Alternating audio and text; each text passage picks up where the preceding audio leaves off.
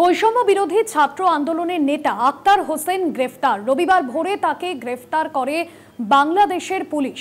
Akter Hossain NCP ছাত্র সংগঠনের সিলেট জেলার আহ্বায়ক ছিলেন। প্রতিনিধি জয়ন্ত চৌধুরী রয়েছেন ফোন লাইনে।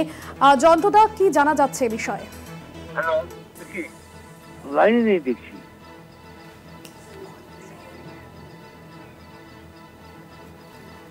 সম্ভবত যোগাযোগ বিচ্ছিন্ন হয়েছে, আমরা আবারও যোগাযোগ করার চেষ্টা করছি। আক্তার হোসেন এনসিপি ছাত্র সংগঠনের সিলেট জেলার আহ্বায়ক, বৈষম্য বিরোধী ছাত্র আন্দোলনের নেতা আক্তার হোসেন গ্রেফতার।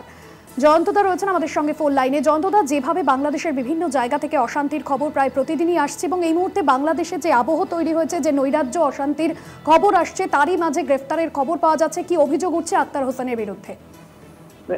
দেখো, গন্ডগোল তো বিভিন্ন সময় চলছে, বিভিন্ন রকমের নৈরাজ্যের ঘটনা চলছে, কিন্তু এটা একটা অত্যন্ত গুরুত্বপূর্ণ বিষয় যে যারা গত জুলাই আগস্ট মাসে যে বৈষম্য বিরোধী অর্থাৎ এই কোটা নিয়ে যে আন্দোলন শুরু হয়েছিল, যারা করেছিল, সেই আন্দোলনের অন্যতম নেতা আক্তার হোসেন, তাকে আজকে গ্রেপ্তার করেছে। অর্থাৎ যারা এই বদল আনলো এবং যে কারণে ইউনিশ আজকে প্রশাসনিক উপদেষ্টা হিসেবে, প্রধান উপদেষ্টা হিসেবে তিনি আজ ক্ষমতায় রয়েছেন এবং একটা অন্তর্বর্তীকালীন একটা প্রশাসন চলছে।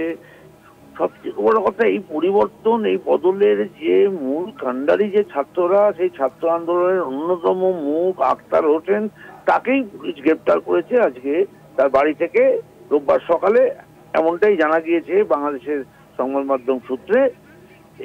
সেই কারণেই পুরো বিষয়টাই এখন অনেক জটিল একটা আকার। অন্য গ্রেপ্তার, গন্ডগোল সেসব তো ছিলই, বিভিন্ন জায়গায় সংখ্যালঘুদের উপর নিপীড়ন ইত্যাদি ঘটনা ঘটছিল, সংঘর্ষ হচ্ছিল, মুজিবুর রহমান বা মুক্তিযোদ্ধাদের বিভিন্ন মূর্তি বা তাদের ভাঙচুর হচ্ছিল, সেগুলো তবুও হচ্ছিল। কিন্তু এটা অদ্ভুত ব্যাপার যে যারা এই আন্দোলনটা করলো, সেই আন্দোলনের একজন অন্যতম মুখের আগেও একজন গ্রেপ্তার হয়েছে এবং তারা নতুন সংগঠন তৈরি করেছে, এনসিপি, জাতীয় নাগরিক পার্টি।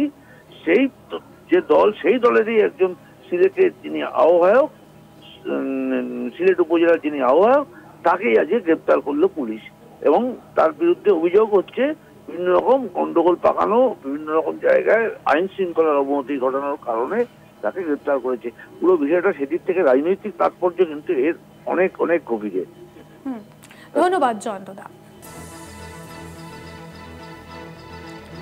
রবিবার ভোরে বাড়ি থেকে গ্রেফতার করা হয়েছে বাংলাদেশে ছাত্র যুব সংগঠনের যিনি নেতা, ছাত্র সংগঠনের সিলেট জেলার আহ্বায়ক আক্তার হোসেনকে।